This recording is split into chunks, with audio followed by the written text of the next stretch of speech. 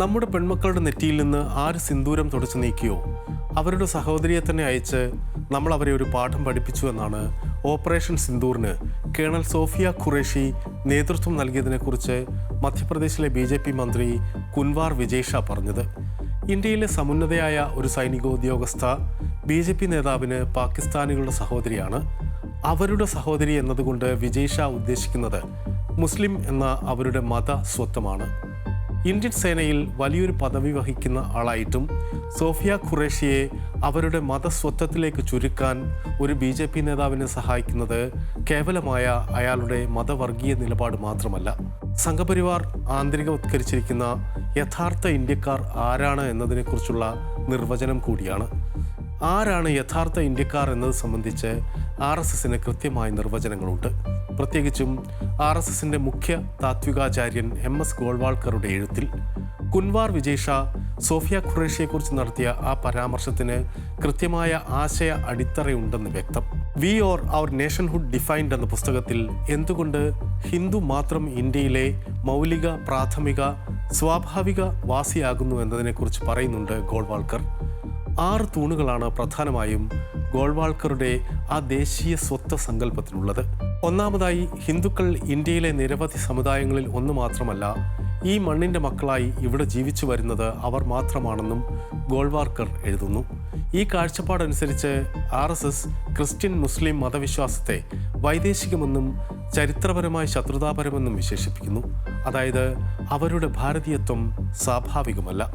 രണ്ടാമത്, ഈ പ്രദേശത്ത് ജനിച്ചതുകൊണ്ട് മാത്രം അവർ ഈ ദേശീയ അസ്തിത്വം സ്വന്തമാക്കുന്നില്ല എന്നതാണ്.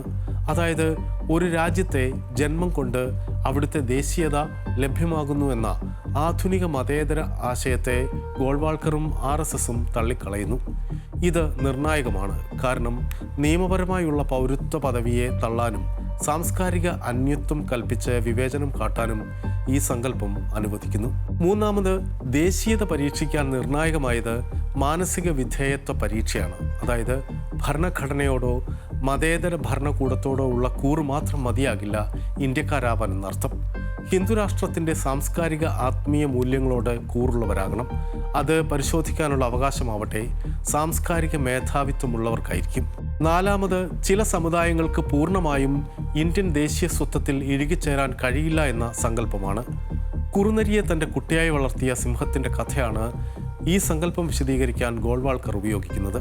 സിംഹത്തിൻ്റെ കുട്ടിയെപ്പോലെ വളർത്തിയിട്ടും ആനയെ കാണുമ്പോൾ ഭയക്കുന്ന കുറുനരിയിലേക്കാണ് ഗോൾവാൾക്കർ രാജ്യത്തെ ന്യൂനപക്ഷ വിഭാഗങ്ങളെ സമീകരിക്കുന്നത്. അഞ്ചാമത്, ന്യൂനപക്ഷങ്ങളുടെ പരിപൂർണമായ സാംസ്കാരിക കീഴടങ്ങലാണ്.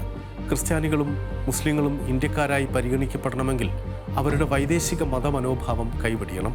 അവർക്ക് അങ്ങേയറ്റം വ്യക്തിപരമായ ഇഷ്ടങ്ങൾ പ്രകാശിപ്പിക്കാൻ പരിമിതമായ ഇടങ്ങളെ ഉണ്ടാകാവൂ എന്നും ഗോൾവാൾക്കർ നിഷ്കർഷിക്കുന്നു. ആറാമത്, ദേശീയോദ്ഗ്രഥനത്തിൻ്റെ RSS ഭാഷ്യമാണ്. അത് നാനാത്വത്തിനെതിരായ ആഹ്വാനമാണ്. ഫെഡറലിസത്തെ വിഷവിത്തെന്നാണ് ഗോൾവാൾക്കർ വിശേഷിപ്പിച്ചതെന്ന് ഓർക്കണം. ഭാഷാപരമായും പ്രാദേശികമായും മതപരവുമായ വൈവിധ്യങ്ങളെ പിന്തുണയ്ക്കുന്നവരെ എക്കാലവും RSS ദേശവിരുദ്ധരായി കാണുന്നതിൻ്റെ കാരണം ഇതാണ്. കേണൽ സോഫിയ ഖുറേഷിയുടെ യൂണിഫോമും അവരുടെ തൊഴിൽപരമായ നേട്ടങ്ങളും മതിയാകില്ല അവരുടെ ദേശഭക്തി അളക്കപ്പെടാൻ. കാരണം അത് ഗോൾവാൾക്കർ അക്കമിട്ട് നിരത്തിയ ഉപാധികളിലൂടെ കടന്നുപോയിട്ടില്ല. അതുകൊണ്ടാണ് BJP മന്ത്രിക്ക് കേണൽ സോഫിയ ഖുറേഷി രാജ്യവിരുദ്ധരുടെ സഹോദരിയാകുന്നത്.